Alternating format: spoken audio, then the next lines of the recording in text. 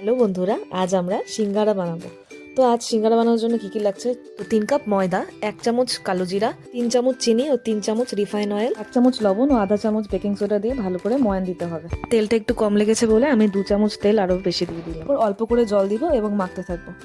এভাবে অল্প অল্প জল দিয়ে মাখতে থাকলে মাখাটা বেশ সুন্দর হবে।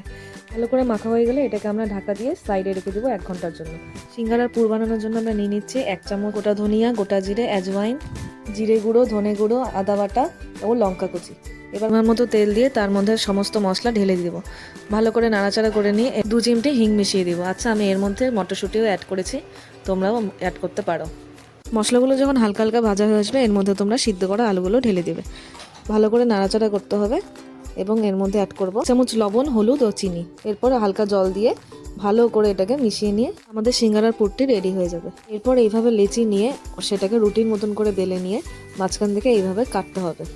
কেটে নিয়ে একটা সাইড ধরে এইভাবে সিঙ্গারার শেপ দিয়ে তার মধ্যে পুরগুলি ভরে দিয়ে মুখটা বন্ধ করে দিতে হবে। আমার সিঙ্গারার শেপগুলি প্রপার সিঙ্গারার মতো না হলেও দেখতে বেশ কিউট হয়েছে। কিন্তু বানানো হয়ে গেলে কড়াই গরম করে তার মধ্যে সিঙ্গারাগুলো ছেড়ে দিয়ে সুন্দরভাবে লাল লাল করে ভেজে নিয়ে পরিবেশন করুন। একটু কেচাপের সাথে পরিবেশন করুন। খেতে খুব সুন্দর হয়েছে। ট্রাই করে বলুন কেমন হয়েছে খেতে।